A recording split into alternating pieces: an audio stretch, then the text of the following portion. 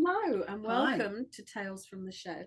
I must admit, Alison looks gorgeous today. This is from India, specially made. I'm just so jealous. I'm going to ask her to leave it to me in her will. Anyway, it's not happening. Yeah. So we were thinking what we would like to speak about today, and there's been so much happening. It's been hard to sort of get through. But one of the big things that's been happening for Alison is you've just been up to a university somewhere.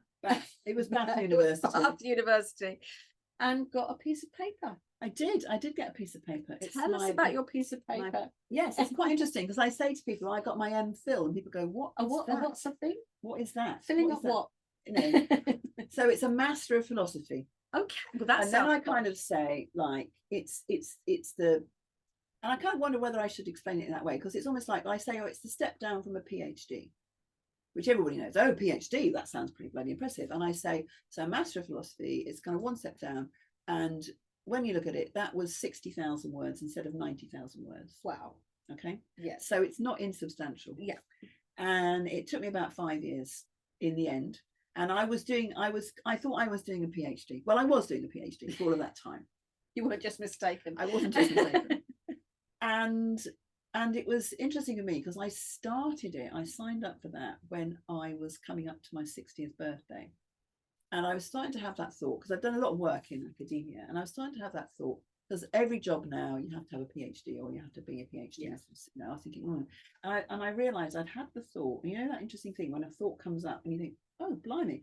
And the thought was, oh, I might just be able to get to retirement and not have to do a PhD. Right. Okay. At which point I went, that's outrageous. How come you are writing yourself off like this? Yes, I see that. Yeah. I'm like, is I just kind of going to I'm just going to coast through and kind of, it'll be all right. Yeah. But it is having a not best life, isn't it? Yeah. So, and then at that time, it was quite interesting because I was doing a lot of work in Plymouth, and there was one fantastic one there, Hire Al-Sani, and she was teaching this, the entrepreneur. She had, you know, she had all this different thing, and I did some work with her. And at some point I said something about PhD, and she went, you must do it.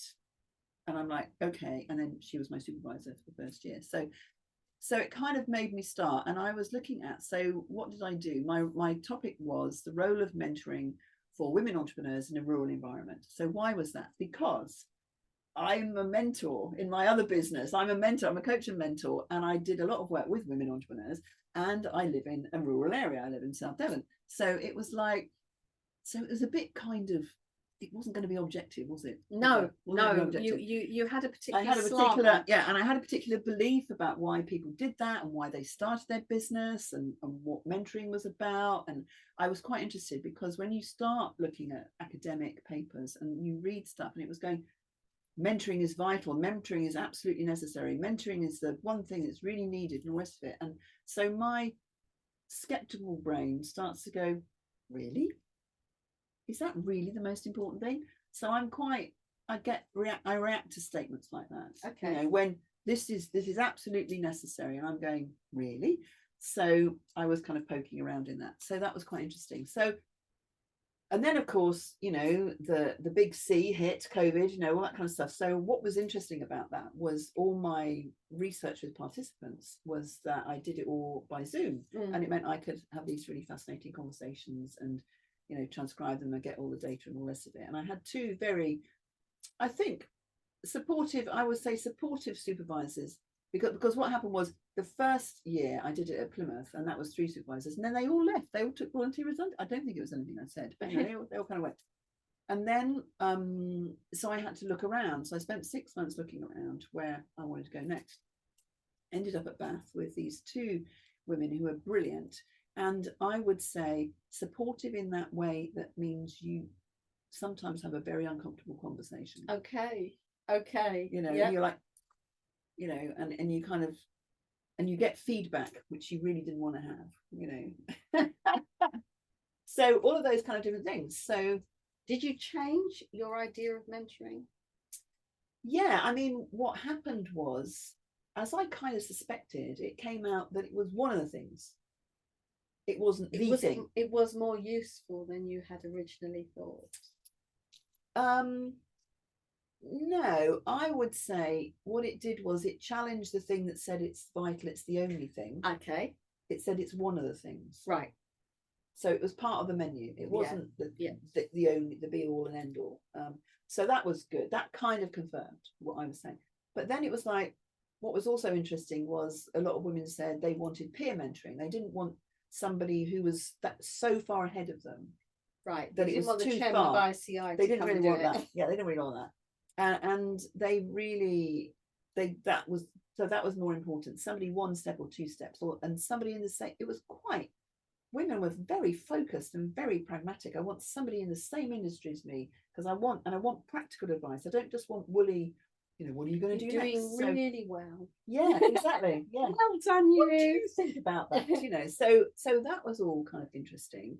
And then what I found was that, and this was exacerbated by the pandemic, was that because I had it that if you kind of come and live in a rural area, what are the paid jobs you can do? You can work in a supermarket, you can do cleaning around here, you can be in hospitality, or you can work in a care home, essentially. Delivery driver. Oh, delivery driver now. Since the pandemic, now it's a thing.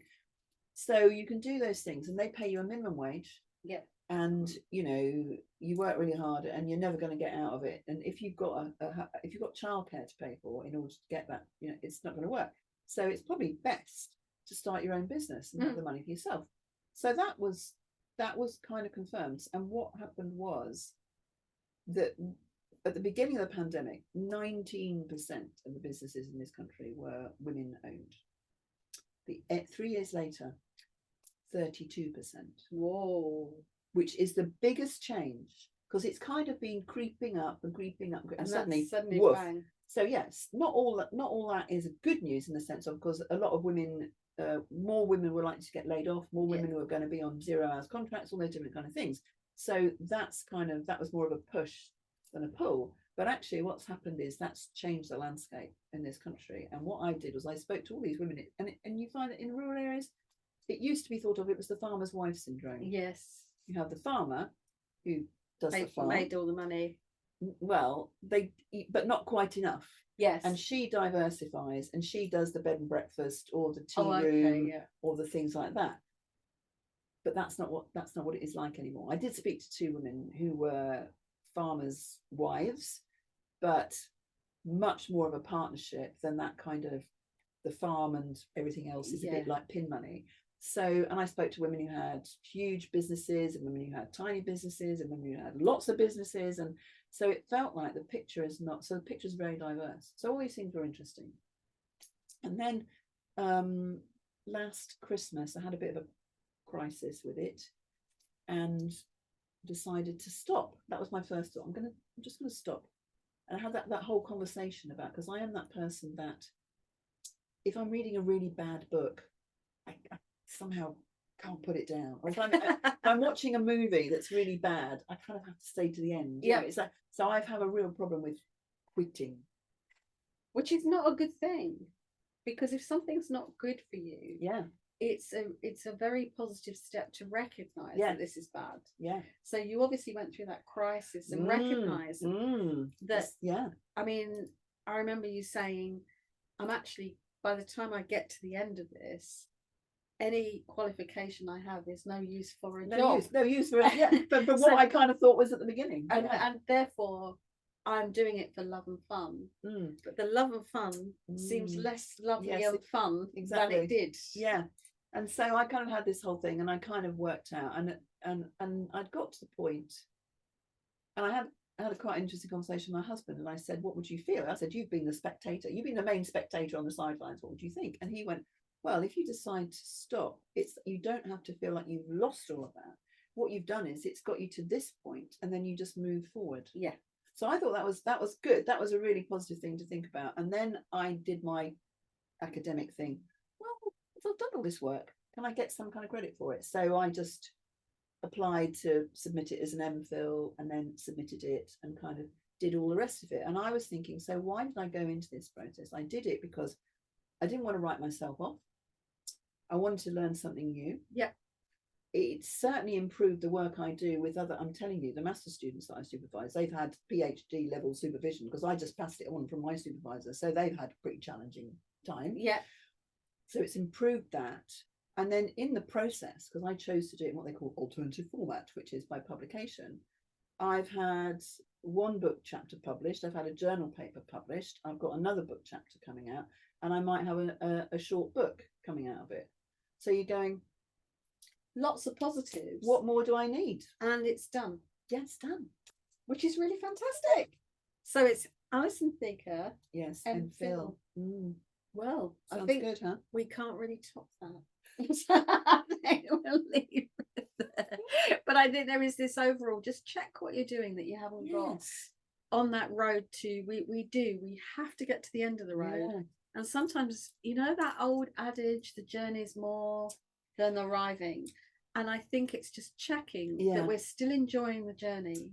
Yeah. And journeys always have bumps, and we know that. But is it a bump, or as I'm just done with this? I know. And I think the thing that also came to me, and this is the woo-woo part, I heard my dad say, you're throwing good money after bad.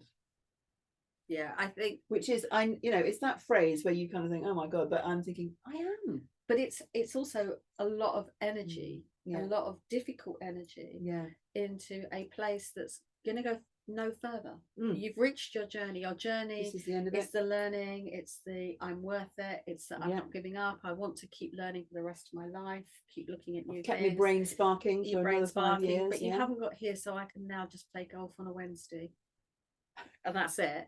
Nothing wrong with playing golf, but it's but people do think I've got here and they stop, and actually we are constantly unfolding. I know. And I think just check your journey. Love and fun. We'll leave it there, and we'll see you next time.